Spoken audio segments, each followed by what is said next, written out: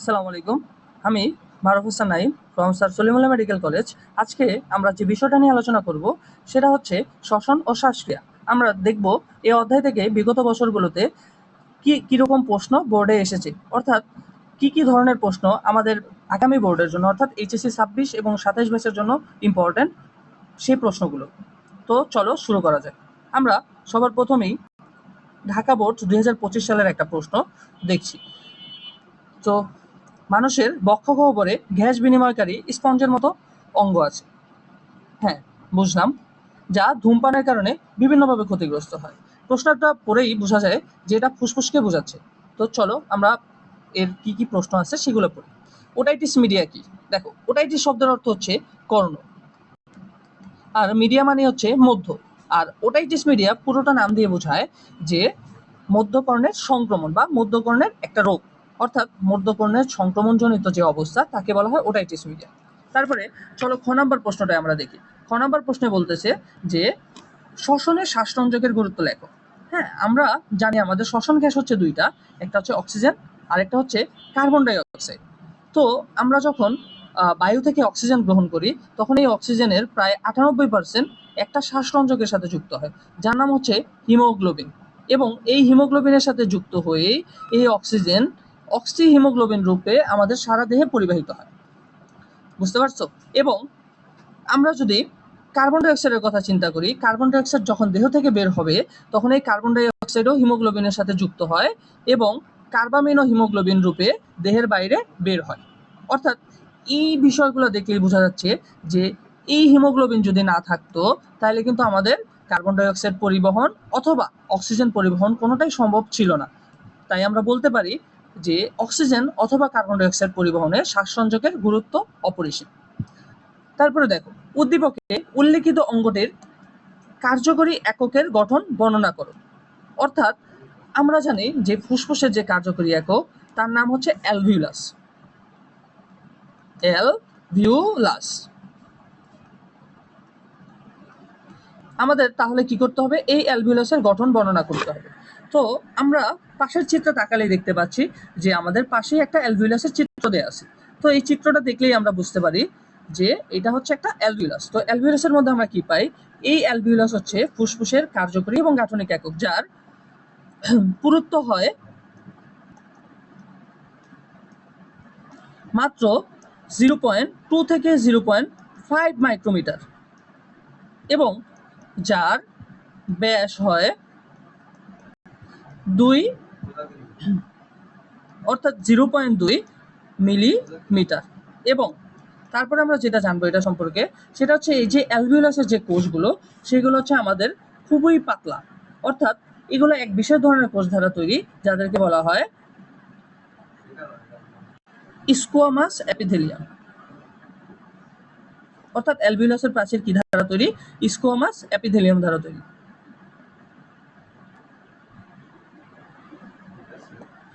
এবং এই অ্যালভিউলাসের মাঝে আমরা মোট 2 ধরনের কোষ দেখতে পাই বা 2 ধরনের সেল দেখতে পাই, যাদের একটা হচ্ছে টাইপ 1, একটা হচ্ছে টাইপ 2।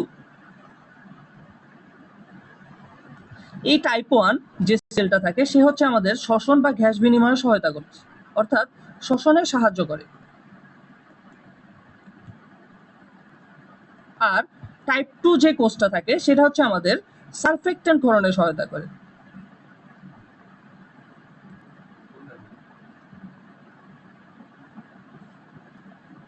আচ্ছা, এখন কথা বললেই বোঝা যায় বা হচ্ছে নাম শুনে হয়তো বুঝতেছো, সারফেক্টেন্ট অর্থাৎ এর কাজ কি হবে?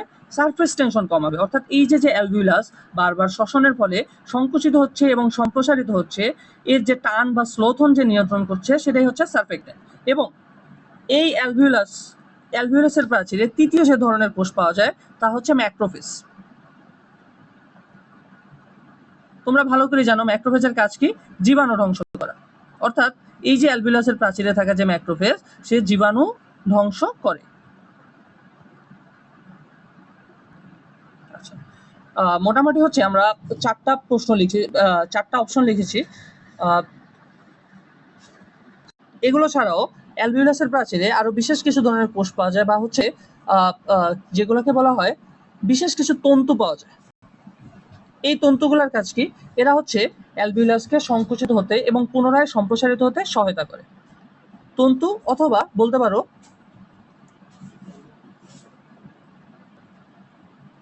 আর শেষ যে কথাটা বলতে পারো সেটা হচ্ছে এর প্রাচীরে অসংখ্য অসংখ্য রক্তজালক থাকে। রক্তজালক থাকে।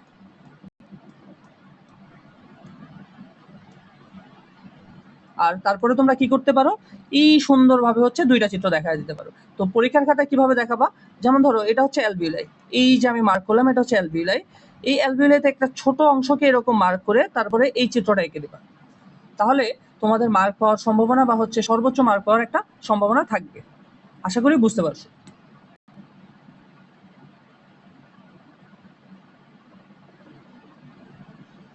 আচ্ছা, এরপরে দেখো ঘ নাম্বার প্রশ্নটা কি বলছে। ঘ নাম্বার প্রশ্নটা উদ্দীপকের শেষোক্ত বাক্যটির যুক্তি উপস্থাপন করো। অর্থাৎ উদ্দীপকের শেষোক্ত বাক্যটি যদি আমরা দেখতে যাই, শেষোক্ত বাক্যটি কি বলছে, যে যা ধূমপানের কারণে বিভিন্নভাবে ক্ষতিগ্রস্ত হয়। তো আমরা দেখব এই ফুসফুস অর্থাৎ আমাদের শরীরের অত্যন্ত গুরুত্বপূর্ণ একটা অঙ্গ, যেটা আমাদের শ্বসন কার্যে গুরুত্বপূর্ণ ভূমিকা রাখছে। এই ফুসফুস ধূমপানের কারণে কিভাবে ক্ষতিগ্রস্ত হতে পারে। তো আমরা হচ্ছে একটা চিত্র দিয়ে এটা মনে রাখবো, সেটা হচ্ছে এই যে এই চিত্রটা দেখো, এই চিত্রে বেশ কিছু রোগের নামের কথা বলা হয়েছে, যেমন নিউমোনিয়া, ফাইব্রোসিস, যক্ষা রোগ, এমফাইসেমা, অ্যাজমা, ব্রঙ্কাইটিস। এই প্রত্যেকটা রোগের সাথে ধূমপান প্রত্যক্ষ অথবা পরোক্ষভাবে জড়িত। তো আমরা কি বলবো, যে নিম্ন ঘটিত রোগগুলো ধূমপানের বা ধূমপানের জনিত কারণে হয়ে থাকে। তো সবার প্রথমে আমরা কি বলবো, নিউমোনিয়া। এক নম্বর রোগ যেটা বলবো সেটা হচ্ছে আমাদের নিউমোনিয়া।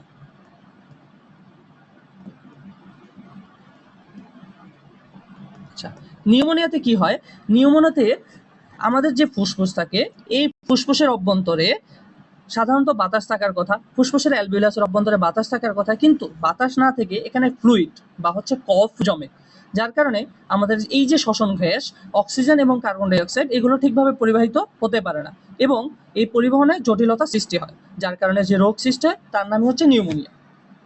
2 নম্বরে আমরা যে রোগটি দেখতে পাইতেছি সেটা হচ্ছে ফাইব্রোসিস। দেখো ফাইব্রোসিস, ফাইব্রো নামটা শুনলেই বোঝা যায় যে এটা খুব দৃঢ় বা শক্ত একটা জিনিসকে বোঝাচ্ছে। তো ফাইব্রোসিস জিনিসটা কি, ফাইব্রোসিস হচ্ছে আমাদের এই যে যে ব্রঙ্কাস আছে, ট্রাকিয়ার পরের যে পার্টটা যেটাকে বলা হয় ব্রঙ্কাস, যেটা হচ্ছে ফুসফুসে যে শেষ হয়, এই ব্রঙ্কাসে যে সিলিয়া থাকে, এই সিলিয়া বা হচ্ছে তাহলে ফাইব্রোসিসে কি হচ্ছে, আমাদের যে অ্যালভিউলাস গুলো আছে, এই অ্যালভিউলাস গুলোর সংকোচন প্রসারণ ক্ষমতা কমে যায় এবং অ্যালভিউলাস গুলো শক্ত হয়ে যায়, যার কারণে শ্বসন গ্যাস ঠিকভাবে পরিবাহিত হতে পারে না। এবার আসো 3 নাম্বার। 3 নাম্বার হচ্ছে আমাদের যক্ষা রোগ।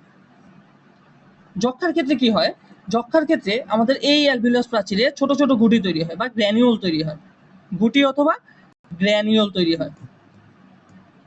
এই গ্র্যানিউল তৈরি হওয়ার কারণে কি হয়, এই অ্যালভিউলাস গুলো নষ্ট হয়ে যায় এবং এখানে জীবাণু জমে। জীবাণু জমতে জমতে এখানে কি তৈরি হয়, এখানে কফ অথবা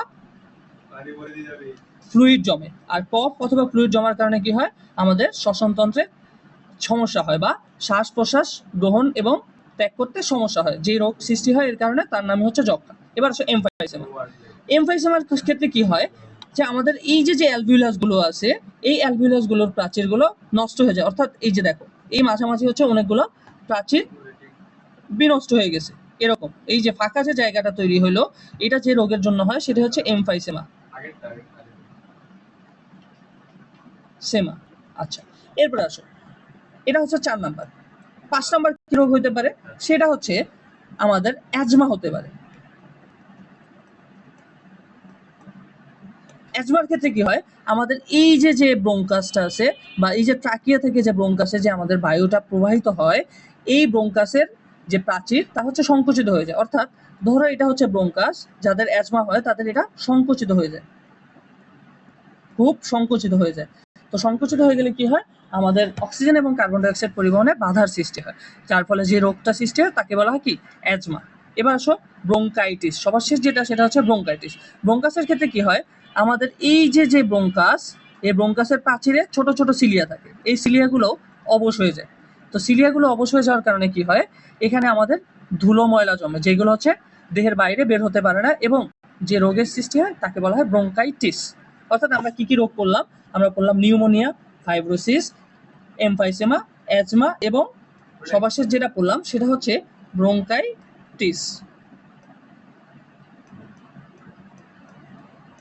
আচ্ছা, এই হচ্ছে আমাদের এই 6টা রোগ প্রধানত ধূমপানের কারণে হয়, এবং এছাড়াও দেখা যায় ফুসফুসে ক্যান্সার এবং প্লুরাল ইফিউশন, অর্থাৎ ফুসফুসে পানি জমাও কিসের জন্য হয়? ধূমপানের জন্য হয়।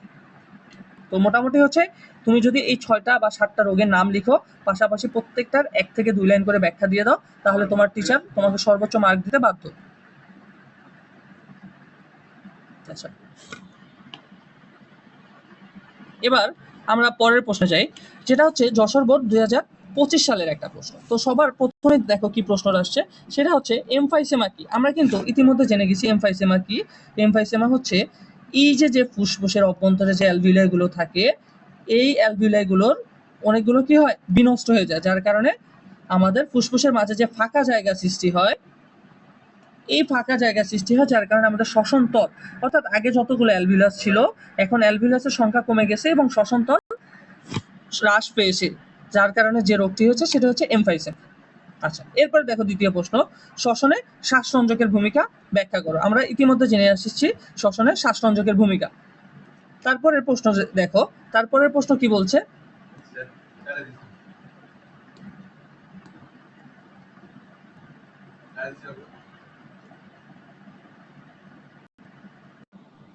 আচ্ছা দেখো, ঘ নাম্বার প্রশ্নে কি বলছে?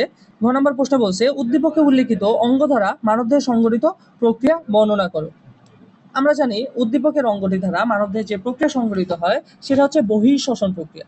কেউ যদি পুরোপুরি শ্বসন বলো তাহলে কিন্তু হচ্ছে প্রশ্নের উত্তরটি ভুল হবে, প্রক্রিয়াটি হবে বহিঃশ্বসন। কেন বহিঃশ্বসন বললাম? কারণ আমাদের দেহে শ্বসন প্রক্রিয়া 2টা ধাপে সংঘটিত হয়, একটা হচ্ছে বহিঃশ্বসন, একটা হচ্ছে অন্তঃশ্বসন। তো বহিঃশ্বসন হচ্ছে আমাদের ফুসফুসের অভ্যন্তরে যে শ্বসন প্রক্রিয়া সংঘটিত হয়, যার ফলে অক্সিজেন গ্রহণ এবং কার্বন ডাই অক্সাইড ত্যাগ করা হয়, সেই প্রক্রিয়াটা হচ্ছে বহিঃশ্বসন। তাহলে অন্তঃশ্বসন প্রক্রিয়াটা কি? এই যে অক্সিজেন, বহিঃশ্বসনের পর অক্সিজেন দেহের টিস্যু ও কোষে যে যায়, টিস্যু ও কোষ, এবং এখানে যে কি করে? খাদ্যকে জারিত করে, খাদ্যবস্তু জারিত করে, জারিত করে কি তৈরি করে? আমাদের শক্তি তৈরি করে আর কার্বন ডাই অক্সাইড তৈরি করে, শক্তি প্লাস কার্বন ডাই অক্সাইড। তো এই যে শক্তি তৈরির পর্যন্ত এই প্রক্রিয়াটুককে বলা হয় অন্তঃশ্বসন।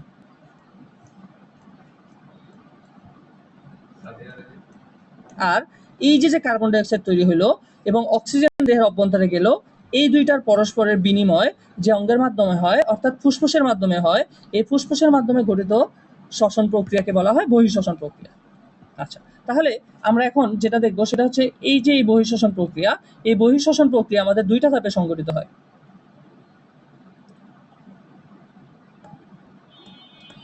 প্রথম প্রক্রিয়া যেটা, সেটা হচ্ছে প্রশ্বাস গ্রহণ। প্রশ্বাস, প্রথম প্রক্রিয়া হচ্ছে প্রশ্বাস, আর দ্বিতীয় যে প্রক্রিয়াটা হয় সেটা হচ্ছে নিঃশ্বাস। তো আসো আমরা দেখব এই প্রশ্বাসে কি কি পরিবর্তন হয় আমাদের দেহে এবং নিঃশ্বাসে কি কি পরিবর্তন হয়। তো সেটা দেখার জন্য আমরা একটা চিত্র নিয়ে নিচ্ছি। এই যে চিত্রটার দিকে খেয়াল করো।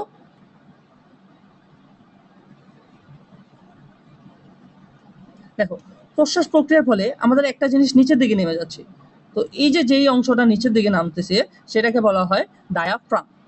অর্থাৎ প্রশ্বাস প্রক্রিয়ায় আমাদের ডায়াফ্রাম নিম্নমুখী হয়, এবং এই যে মাঝের যে কোষ স্পেসগুলো দেখতে পাইতেছো এগুলাকে বলা হচ্ছে ইন্টারকোস্টাল স্পেস। এই স্পেসগুলোকে বলা হয় ইন্টারকোস্টাল স্পেস, এবং এইখানে কিছু পেশি থাকে যাদের নাম হচ্ছে ইন্টারকোস্টাল পেশি। এই ইন্টারকোস্টাল পেশি সংকুচিত হয়। ইন্টারকোস্টাল পেশি সংকুচিত হলে কি হয়? আমাদের এই যে বক্ষপিঞ্জর, এই বক্ষপিঞ্জর উপরের দিকে ওঠে। অর্থাৎ আমরা প্রশ্বাস প্রক্রিয়া কি কি পরিবর্তন হয়? সবার প্রথম পরিবর্তন হচ্ছে ডায়াফ্রাম নিম্নগামী, ডায়াফ্রাম নিম্নগামী হয়। 2 নম্বরে কি পরিবর্তন হয়? সেটা হচ্ছে ইন্টারকোস্টাল পেশি সংকুচিত হয়,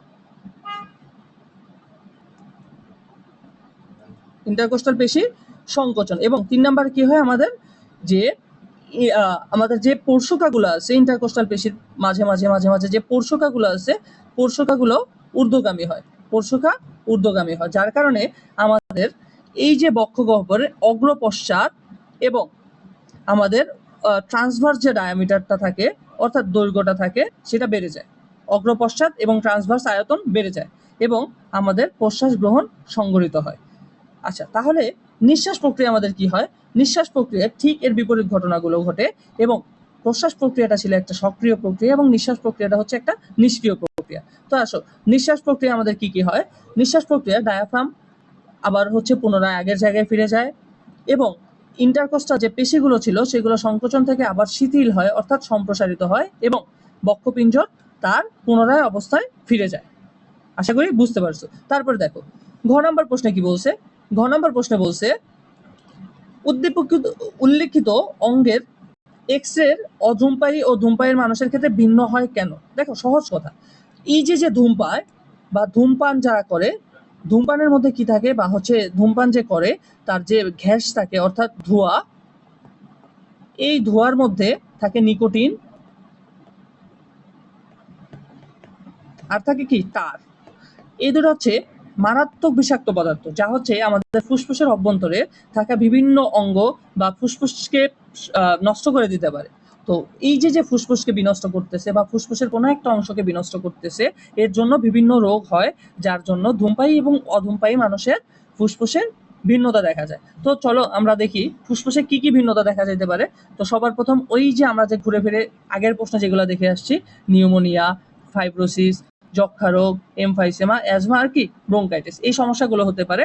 তো তুমি কি করবা, প্রত্যেকটার হচ্ছে একটা করে হেডলাইন দিয়ে, যেমন নিউমোনিয়া কি কি পরিবর্তন হয় ফুসফুসে, ফাইব্রোসিসে কি পরিবর্তন হয়, যক্ষা রোগে কি পরিবর্তন হয়, এভাবে হচ্ছে এই 6টা সাথে সাথে আরো 2টা দিতে পারো, একটা হচ্ছে প্লুরাল ইফিউশন এবং ফুসফুস ক্যান্সার। ঠিক আছে, এই 8টা প্রশ্ন দিয়ে তার উত্তরগুলো করতে পারো। আচ্ছা, তারপরে দেখো চট্টগ্রাম 25 বোর্ডের প্রশ্নটা আমরা একটু দেখি। আমাদের বক্ষপিঞ্জরে ইন্টারকোস্টাল পেশি ও ডায়াফ্রামের সংকোচন প্রসারণের মাধ্যমে একটি অঙ্গকে সক্রিয় রাখে। আচ্ছা, অর্থাৎ আমরা ইতিমধ্যে জেনে আসছি ইন্টারকোস্টাল পেশি আর ডায়াফ্রাম কার কাজের সাথে সম্পৃক্ত ছিল, সেটা হচ্ছে ফুসফুসের কাজের সাথে সম্পৃক্ত ছিল। তো চলো আমরা দেখি। প্রথম প্রশ্ন, ক্লোরাইড শিফট কি? দেখো আমরা জানি আমাদের দেহে শ্বসন প্রক্রিয়ার ফলে কি তৈরি হয়? কার্বন ডাই অক্সাইড তৈরি হয়। এই কার্বন ডাই অক্সাইডগুলো কিসের মাধ্যমে পরিবাহিত হয়? লোহিত রক্তকণিকার মধ্য দিয়ে পরিবাহিত হয়। এটা হচ্ছে আমাদের একটা আরবিসি অথবা লোহিত রক্তকণিকা। তো কি হয়, কার্বন ডাই অক্সাইড যখন লোহিত রক্তকণিকার অভ্যন্তরে প্রবেশ করে তখন এই কার্বন ডাই অক্সাইড পানির সাথে বিক্রিয়া করে কার্বনিক অ্যাসিড তৈরি করে। এখন তোমরা এটা খুব ভালো করে জানো যে কার্বনিক অ্যাসিড হচ্ছে একটা অস্থায়ী যৌগ যেটা খুব দ্রুতই ভেঙে হাইড্রোজেন প্লাস এবং এই CO3- তৈরি করে। এখন দেখা যায় এই যে বাইকার্বনেট অর্থাৎ এই CO3- এটা হচ্ছে একটা ঋণাত্মক যৌগ এবং এটা পরিবহনের জন্য আমাদের রক্তকণিকা অর্থাৎ লোহিত রক্তকণিকা ত্যাগ করে প্লাজমায় চলে যায়। এই CO3-। তো দেখো আমাদের লোহিত রক্তকণিকার অভ্যন্তর থেকে একটা ঋণাত্মক আয়ন বেরিয়ে গেছে। তো এই ঋণাত্মক আয়নের ঘাটতিটা পূরণ করা লাগবে, যেহেতু দেহ হচ্ছে সবসময় চায় তার সাম্যাবস্থা বজায় রাখতে। তো এই নিরপেক্ষতা বজায় রাখার জন্য দেহের বাইরে থেকে সোডিয়াম ক্লোরাইড ভেঙে যে ক্লোরাইডটা থাকে, এই ক্লোরাইডটা আমাদের লোহিত রক্তকণিকার অভ্যন্তরে প্রবেশ করবে। অর্থাৎ আমাদের যে বাইকার্বনেটটা লোহিত রক্তকণিকার ত্যাগ করে বেরিয়ে যাচ্ছে, সেই বাইকার্বনেটের ঘাটতি পূরণ করার জন্য সোডিয়াম ক্লোরাইড ভেঙে একটা ক্লোরাইড লোহিত রক্তকণিকার অভ্যন্তরে প্রবেশ করতেছে। এই যে লোহিত রক্তকণিকার অভ্যন্তরে ক্লোরিন প্রবেশ করতেছে, এই প্রক্রিয়াটার নাম হচ্ছে ক্লোরাইড শিফট প্রক্রিয়া। আচ্ছা, তারপরে দেখো ঘ নম্বর প্রশ্ন যদি আমরা দেখি, উদ্দীপকে উল্লেখিত অঙ্গটির কার্যকরী এককের গঠন বর্ণনা করো। আবার সেই আগের প্রশ্ন, অর্থাৎ আমাদের কি বলছে যে অ্যালভিওলাসের গঠন বর্ণনা করো। আমরা ইতিমধ্যে জানি যে অ্যালভিওলাসের গঠনে কি কি অংশ পাওয়া যায় এবং আমরা কোন চিত্রগুলো অঙ্কন করব। আচ্ছা আচ্ছা এরপরে ঘ নম্বর প্রশ্নটা যদি আমরা দেখি, দেখো স্নায়ু ও রাসায়নিক উপাদান উদ্দীপকে উল্লেখিত অঙ্গটির কার্যক্রম নিয়ন্ত্রণ করে। উদ্দীপকে উল্লেখিত অঙ্গটি হচ্ছে ফুসফুস। তো ফুসফুসের রাসায়নিক নিয়ন্ত্রণ যে করে সেটা হচ্ছে রক্ত। রাসায়নিক মনে রাখবা, রাসায়নিক নিয়ন্ত্রণ সবসময় কে করবে? রক্ত। আর দ্বিতীয় কি নিয়ন্ত্রণের কথা বলা হয়েছে? দ্বিতীয় নিয়ন্ত্রণের কথা বলা হয়েছে স্নায়ু। তো স্নায়ু কি নিয়ন্ত্রণ করবে? স্নায়বিক নিয়ন্ত্রণ। অর্থাৎ স্নায়বিক যে নিয়ন্ত্রণ সেটা কি করবে? স্নায়ু অর্থাৎ মস্তিষ্ক, তাই তো?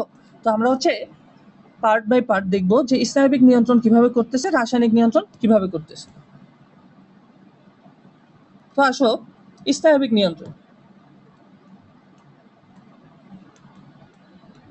স্নায়বিক নিয়ন্ত্রণ,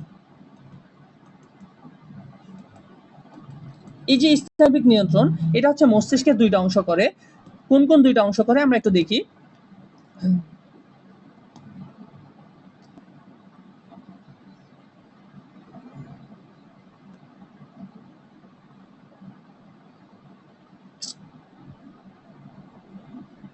আচ্ছা, এই যে এই মস্তিষ্কে অবস্থিত দুইটা অংশ অর্থাৎ পন্স এবং মেডুলা অবলঙ্গাটা, এই দুই স্থানে আমাদের কিছু কিছু কেন্দ্র থাকে যারা হচ্ছে মূলত আমাদের স্নায়বিক নিয়ন্ত্রণটা নিয়ন্ত্রণ করে বা কন্ট্রোল করে। তো কে কে করে? আমাদের যে মেডুলা থাকে, এই মেডুলার মধ্যে আমাদের দুইটা কেন্দ্র থাকে, একটা হচ্ছে প্রশ্বাস কেন্দ্র, একটা হচ্ছে নিঃশ্বাস কেন্দ্র। নিঃশ্বাস কেন্দ্র। আর দুই নম্বর যেটা, সেটা হচ্ছে আমাদের পন্স। পন্সে দুইটা কেন্দ্র থাকে, একটা হচ্ছে নিউমোট্যাক্সিক কেন্দ্র, ট্যাক্সিক।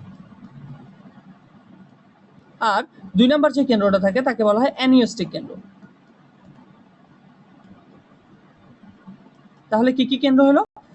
মেডুলার মধ্যে থাকতেছে আমাদের প্রশ্বাস কেন্দ্র এবং নিঃশ্বাস কেন্দ্র, আর পন্সের মধ্যে থাকতেছে নিউমোট্যাক্সিক কেন্দ্র এবং অ্যানিওস্টিক কেন্দ্র। তো এদের কাজ কি, বা হচ্ছে এই প্রক্রিয়াটা কিভাবে নিয়ন্ত্রিত হয়? আমাদের এই যে মেডুলায় থাকা প্রশ্বাস কেন্দ্র, এই মেডুলায় থাকা প্রশ্বাস কেন্দ্রের কারণে আমাদের প্রশ্বাস প্রক্রিয়া শুরু হয়। তো এই প্রশ্বাস প্রক্রিয়ার ফলে কি হয়? আমরা অক্সিজেন গ্রহণ করি, তাই তো? আমরা হচ্ছে বাহিরে থেকে অক্সিজেন গ্রহণ করতেছি। তো একটা সময় ফুসফুস এই অক্সিজেনে পরিপূর্ণ হয়, ফুসফুস দিয়ে গ্রহণ করতেছে, এবং ফুসফুস যখন পরিপূর্ণ হয় তখন এই ফুসফুসে যে স্ট্রেচ রিসেপ্টর গুলো আছে সেগুলো একটা সংকেত পাঠায়। কোথায় সংকেত পাঠাবে? সেটা হচ্ছে আমাদের ফুসফুস থেকে সংকেতটা যাবে আমাদের মেডুলায় থাকা প্রশ্বাস কেন্দ্রে। প্রশ্বাস কেন্দ্র এবং একই সময়ে আমাদের যে ওই যে পন্স বললাম, পন্সের যে নিউমোট্যাক্সিক কেন্দ্র আছে, নিউমোট্যাক্সিক কেন্দ্র, এই নিউমোট্যাক্সিক কেন্দ্র হচ্ছে মেডুলার প্রশ্বাস কেন্দ্রে উদ্দীপনা প্রেরণ করবে যে আমি হচ্ছে পরিপূর্ণ, বা হচ্ছে আমার অক্সিজেন গ্রহণ করা শেষ হয়েছে। তখন কি করবে? এই মেডুলার প্রশ্বাস কেন্দ্রটা দমিত হবে বা হচ্ছে থেমে যাবে। আচ্ছা, থেমে গেলে কি হবে? তখন স্বয়ংক্রিয়ভাবে আমাদের নিঃশ্বাস প্রক্রিয়া শুরু হবে, অর্থাৎ কার্বন ডাই অক্সাইড ত্যাগ প্রক্রিয়া শুরু হবে। আশা করি বুঝতে পারছো। এভাবে হচ্ছে আমাদের দেহের যে স্নায়বিক নিয়ন্ত্রণ সেটা নিয়ন্ত্রিত হয়। আর দ্বিতীয় যে নিয়ন্ত্রণের কথা বললাম সেটা ছিল আমাদের রাসায়নিক নিয়ন্ত্রণ। তো এবার আসো আমরা একটু রাসায়নিক নিয়ন্ত্রণটার কথা চিন্তা করি। রাসায়নিক নিয়ন্ত্রণ আমাদের কোথায় সংঘটিত হয়? রক্তে।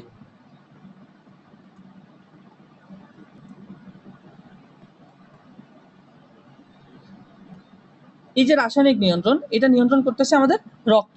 তো রক্তের মধ্য দিয়ে এই যে অক্সিজেন এবং কার্বন ডাই অক্সাইড কিভাবে পরিবাহিত হচ্ছে, সেটা যে প্রক্রিয়া, সেটাই হচ্ছে রাসায়নিক নিয়ন্ত্রণ। তো সবার প্রথমে দেখো, অক্সিজেন অক্সিজেন আমাদের রক্তে প্রবেশ করার পর দুইভাবে পরিবাহিত হয়, একটা হচ্ছে ভৌত দ্রবণ রূপে, আর দ্বিতীয়টা হচ্ছে রাসায়নিক যৌগ রূপে। তো ভৌত দ্রবণ রূপে যে অক্সিজেনটা পরিবাহিত হয় তা মাত্র 100 মিলিলিটারের মধ্যে 0.2 থেকে 0.3 মিলিলিটার। আর বাকি যে বৃহৎ অংশটা থাকতেছে সেটা রাসায়নিক যৌগ রূপে পরিবাহিত হচ্ছে। কিভাবে পরিবাহিত হচ্ছে? অক্সিজেন হিমোগ্লোবিনের সাথে যুক্ত হয়ে অক্সি হিমোগ্লোবিন রূপে পরিবাহিত হচ্ছে।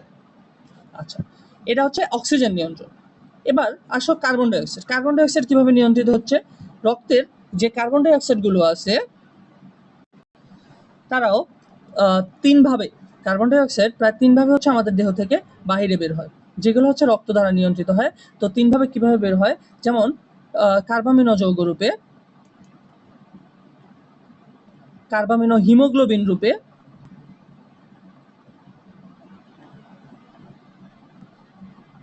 আর 3 নাম্বার যেভাবে বের হয় সেটা হচ্ছে আমাদের বাইকার্বনেট হিসেবে।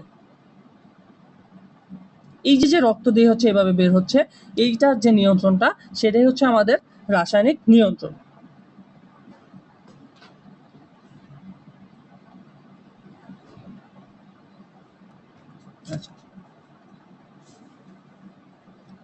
তারপরে পরের কোশ্চেনটা দেখি আমরা। উদ্দীপকে একটা ফুসফুসের চিত্র দেওয়া আছে উইথ ব্রোঙ্কাস। আচ্ছা, তো সবার প্রথমে বলছে ব্রোঙ্কাইটিস কি। আমরা একটু আগে দেখছি ব্রোঙ্কাইটিস কি। ব্রোঙ্কাইটিস হচ্ছে এই যে ব্রোঙ্কাস, এই ব্রোঙ্কাসের অভ্যন্তরগুলো কি হয়, সংকুচিত হয়ে যায়।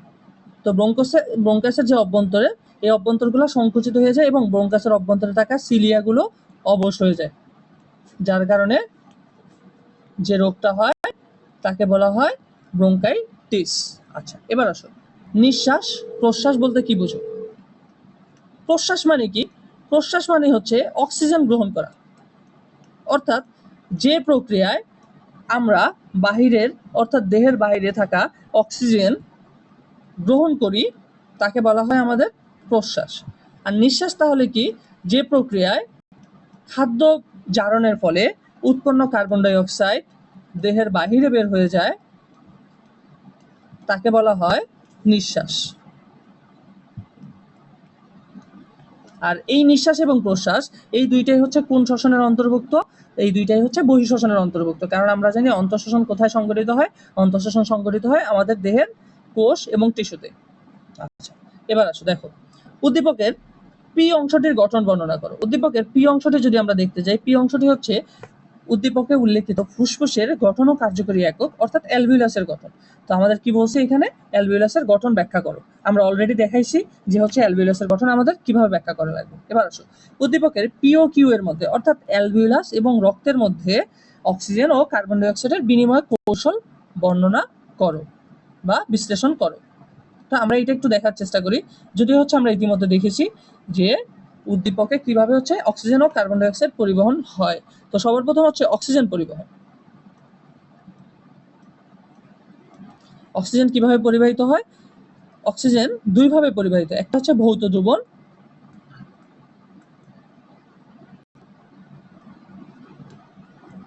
একটা হচ্ছে ভৌত দ্রবণ রূপে, আরেকটা হচ্ছে রাসায়নিক যৌগ রূপে।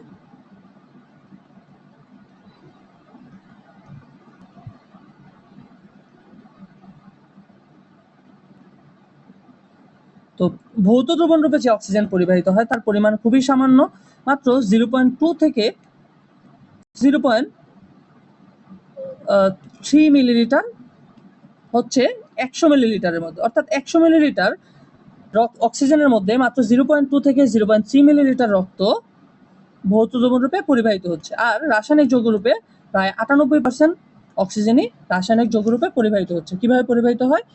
এই 98% অক্সিজেন হিমোগ্লোবিন নামক রঞ্জকের সাথে যুক্ত হয়ে অক্সি হিমোগ্লোবিন যৌগ হিসেবে দেহে পরিবাহিত হয়। বুঝতে পারছো? আচ্ছা, তারপরে কার্বন ডাই অক্সাইড পরিবহন। এরপর যে পরিবহনটা সেটা হচ্ছে কার্বন ডাই অক্সাইড পরিবহন। আমাদের দেহে এই অক্সিজেন যে খাদ্য জারিত করে তৈরি করবে কার্বন ডাই অক্সাইড। এই কার্বন ডাই অক্সাইড পরিবহন হবে 3 ভাবে।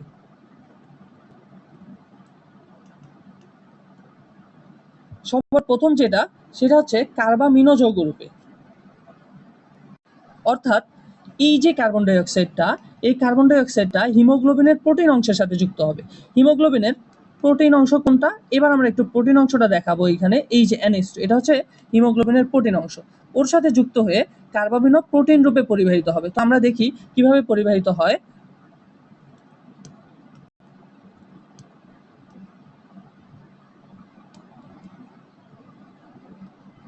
HbNH3OH, এটা হচ্ছে কার্বামিনো যৌগরূপে পরিবহন। 1 নাম্বার, অর্থাৎ কার্বামিনো যৌগরূপে পরিবহন। তোমরা লিখবা এভাবে পরিবাহিত হয় এবং কার্বামিনো যৌগরূপে কত পার্সেন্ট পরিবাহিত হয়? প্রায় 27% কার্বন ডাই অক্সাইড কার্বামিনো যৌগরূপে পরিবাহিত। এবার আসো 2 নাম্বার। 2 নাম্বারে কি হয়? এই কার্বন ডাই অক্সাইড যুক্ত হয় আমাদের যে প্লাজমা বা রক্তরস, এই রক্তরস অর্থাৎ পানির সাথে যুক্ত হয়ে কি তৈরি করে? কার্বনিক অ্যাসিড তৈরি করে। এখন এই যে কার্বনিক অ্যাসিড, আমরা জানি এটা হচ্ছে খুবই একটা দুর্বল যৌগ, কারণ এটা খুব দ্রুতই ভেঙে হাইড্রোজেন আয়ন এবং বাইকার্বনেট আয়নে রূপান্তরিত হয়। তো দেখা যায় এই যে 2 নাম্বার যৌগ অর্থাৎ কার্বনিক অ্যাসিড, এর মাধ্যমে মাত্র 5% যৌগ পরিবাহিত হতে পারে, 5% মাত্র। আর বাকিগুলো কি হয়? বাকিগুলো হচ্ছে এই যে তৃতীয় ধাপে পরিবাহিত হয়, অর্থাৎ এই যে বাইকার্বনেট তৈরি হলো, এই বাইকার্বনেট যৌগটা ভেঙে যায়, কার্বনিক অ্যাসিড যৌগ তৈরি হলো, কার্বনিক অ্যাসিড ভেঙে যেয়ে বাইকার্বনেট এবং হাইড্রোজেন আয়ন তৈরি করে। আর এই যে বাইকার্বনেট, এই বাইকার্বনেট রূপে আমাদের সর্বাধিক কার্বন ডাই অক্সাইড পরিবাহিত হয়, প্রায় 65% কার্বন ডাই অক্সাইড এই কার্বমিনো যৌগরূপে বাইকার্বনেট যৌগরূপেই পরিবাহিত হয়। আচ্ছা, এরপর দেখো সারফেক্টেন্ট কি। সারফেক্টেন্ট হচ্ছে আমাদের ফুসফুসের অ্যালভিউলাই থেকে ক্ষরিত পদার্থ, যা কি করতেছে? আমাদের ফুসফুসের অভ্যন্তরে অ্যালভিউলাইগুলোকে চুপসে যাওয়া থেকে রক্ষা করতেছে। আচ্ছা, শ্বসন বৃক্ষ বলতে কি বুঝো? শ্বসন বৃক্ষ বলতে বোঝায় এই যে আমাদের ব্রঙ্কাস থেকে শুরু করে একদম ফুসফুস পর্যন্ত যে অংশটা, আমাদের শ্বসনতন্ত্রের যে অংশটা, সেটা দেখতে অনেকটা উল্টানো একটা গাছের ন্যায়। দেখো চিত্রটা দেখলেই বোঝা যায় যে এটা উল্টানো একটা গাছের ন্যায়, এবং এই উল্টানো গাছের ন্যায় দেখতে বলে এটাকে আমরা বলতে পারি এটা হচ্ছে একটা উল্টানো শ্বসন বৃক্ষ।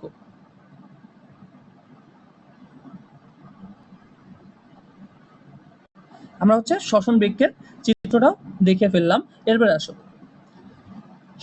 ঘ নাম্বার, উদ্দীপকের এক্স চিহ্নিত অংশের গঠন বর্ণনা করো। উদ্দীপকের এক্স চিহ্নিত অংশ আমরা দেখতে পাচ্ছি এখানে কি হচ্ছে?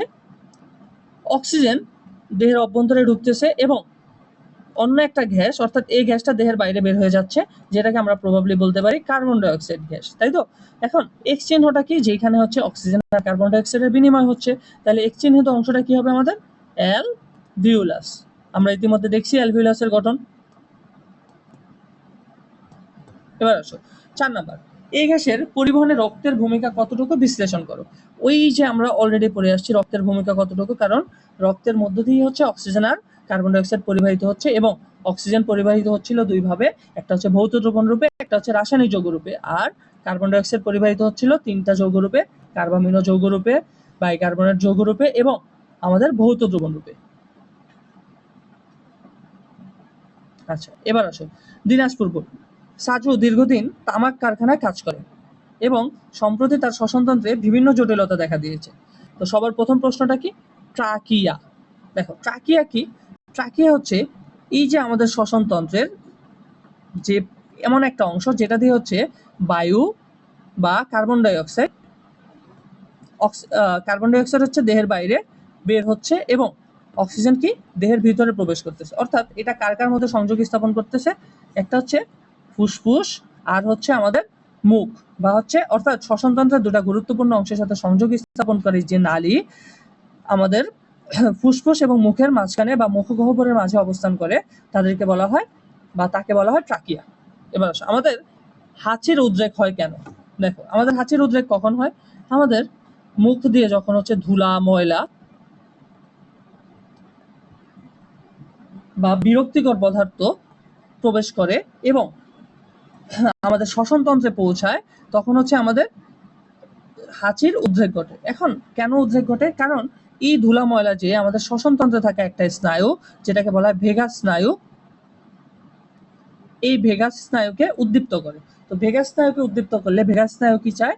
এই ধুলা ময়লা আমাদের দেহের ভিতর থেকে দেহের বাইরে বের করে দিতে চায়, যার জন্য হচ্ছে আমাদের হাঁচি কাশি হয়, যেটা হচ্ছে একটা প্রতিবর্ত ক্রিয়া। অর্থাৎ এখানে দুটো স্নায়ু কাজ করতেছে, একটা হচ্ছে ভেগাস আর একটা হচ্ছে অলফ্যাক্টরি। অলফ্যাক্টরি স্নায়ু কি করতেছে? আমাদের এই যে আমরা যে হাঁচি দিচ্ছি, এই হাঁচির প্রতিবর্তী ক্রিয়াটা নিয়ন্ত্রণ করতেছে, আর ভেগাস স্নায়ু কি করতেছে? আমাদের কাশির প্রতিবর্তী ক্রিয়াটা নিয়ন্ত্রণ করতেছে। আচ্ছা, এবার আসো উদ্দীপকের তন্ত্রটির গঠনগত এককের বর্ণনা দাও। আমরা বুঝতে পারছি যে যার যেহেতু শ্বসনতন্ত্রে সমস্যা হয়েছে, শ্বসনতন্ত্র মানে হচ্ছে আমাদের ফুসফুস বা শ্বসনতন্ত্রের প্রধান অংশ হচ্ছে ফুসফুস, ফুস। এর যে একক সেটা হচ্ছে অ্যালভিউলাই, অর্থাৎ তার কোথায় সমস্যা হয়েছে? অ্যালভিউলাইতে সমস্যা হয়েছে।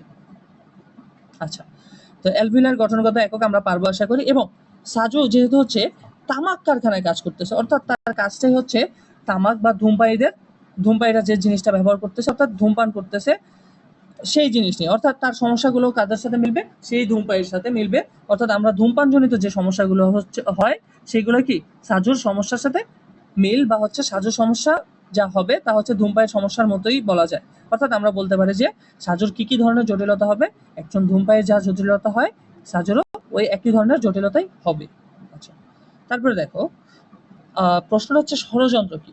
আমাদের শ্বসনতন্ত্রে একটা অংশ থাকে যেটা হচ্ছে স্বর সৃষ্টির জন্য দায়ী, অর্থাৎ আমাদের শ্বসনতন্ত্রে স্বর সৃষ্টিকারী যে অংশ থাকে তাকে বলা হয় স্বরযন্ত্র।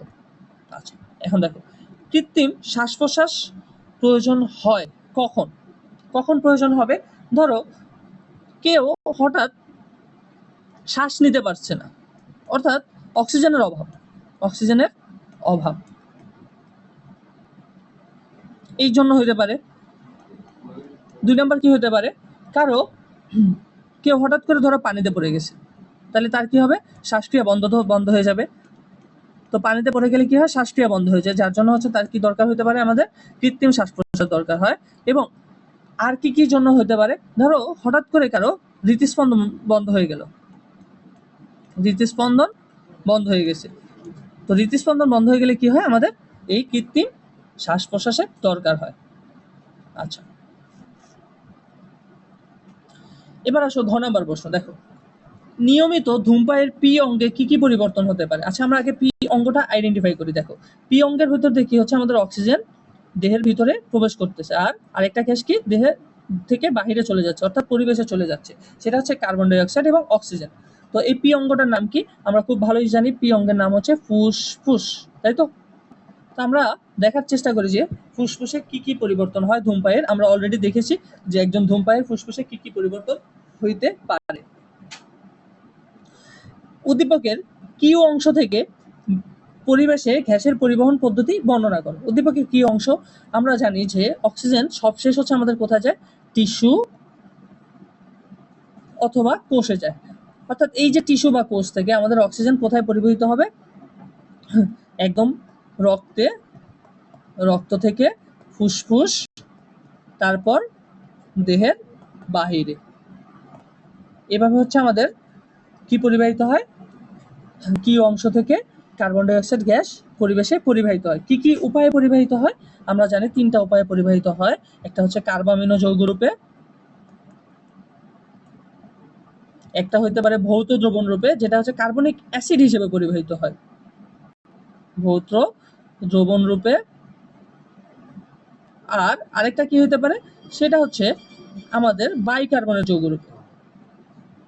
আমরা অলরেডি দেখেছি এই 3 ভাবে হচ্ছে আমাদের কার্বন ডাই অক্সাইড দেহ থেকে দেহের বাইরে বের হয়।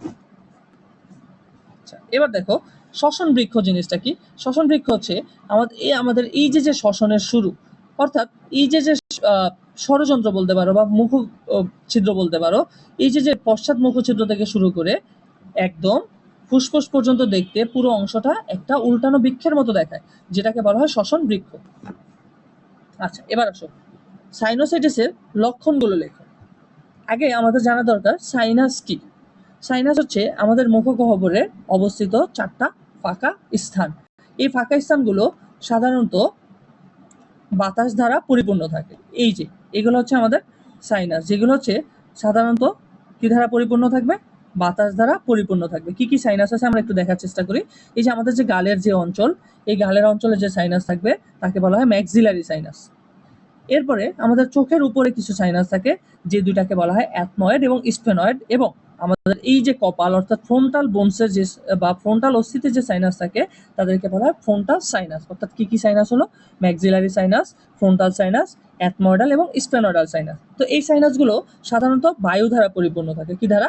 বায়ু দ্বারা। কিন্তু কোনো রোগের কারণে, যেমন ধরো ভাইরাস, ব্যাকটেরিয়া বা ছত্রাক দ্বারা যখন আক্রান্ত হয় তখন এগুলা বায়ুর পরিবর্তে এখানে কি জমা হয়? ফ্লুইড অথবা তরল পদার্থ জমা হয়। এই ফ্লুইড অথবা তরল জমা হওয়ার কারণে কি হয়? এই যে সাইনাস বা ফাঁকা জায়গাগুলো অবরুদ্ধ হয়ে যায়। তখন কি হয়, আমাদের বিভিন্ন ধরনের সমস্যা দেখা যায়, যাদেরকে বলা হয় বা যেই রোগটাকে বলা হয় সাইনোসাইটিস। তো এই সাইনোসাইটিসের ক্ষেত্রে এবার আসো আমরা কি কি লক্ষণ দেখতে পাই। যেমন এই সাইনোসাইটিসের কারণে আমাদের মাথা ব্যথা হতে পারে, মাথা ব্যথা অথবা মাথা ঘুরানো।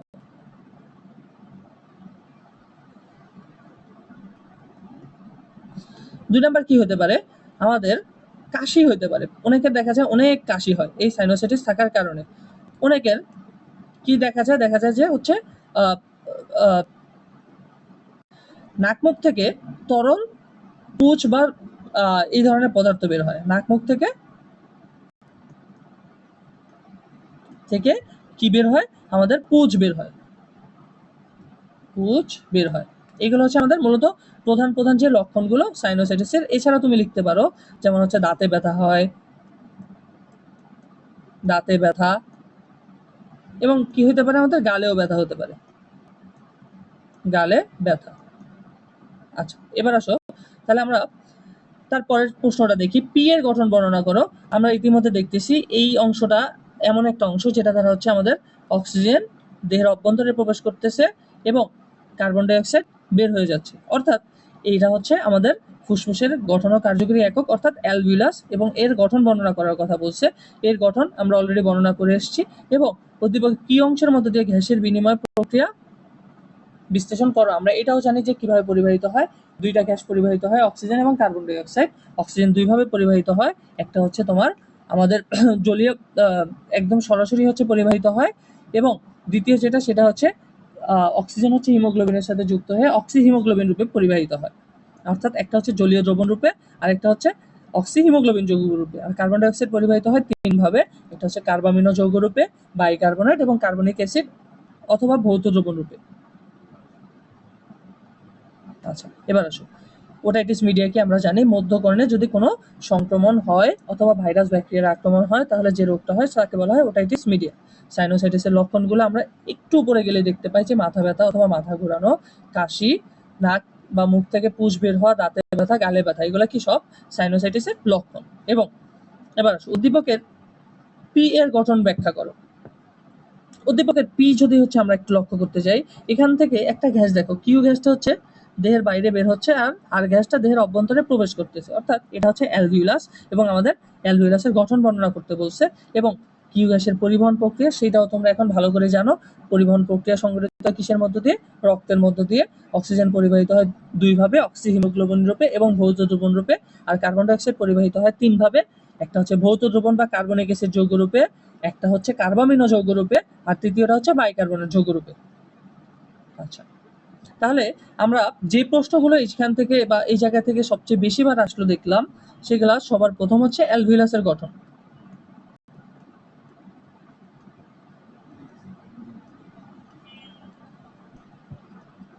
গঠন তারপরে যে প্রশ্নটা আমরা দেখতে পাইলাম বহুবার আসছে বা অনেকবার আসছে, সেগুলো হচ্ছে অক্সিজেন ও কার্বন ডাই অক্সাইড গ্যাসের পরিবহন প্রক্রিয়া।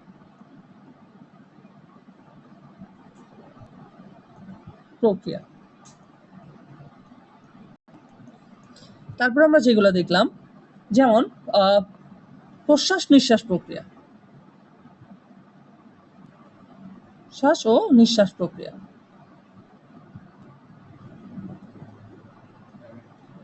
প্রক্রিয়া এরপর আমরা যেটা দেখলাম সেটা হচ্ছে ধূমপানের ফলে কি কি পরিবর্তন হয়। ধূমপানের কারণে কি কি সমস্যা হয় বা পরিবর্তন হয়।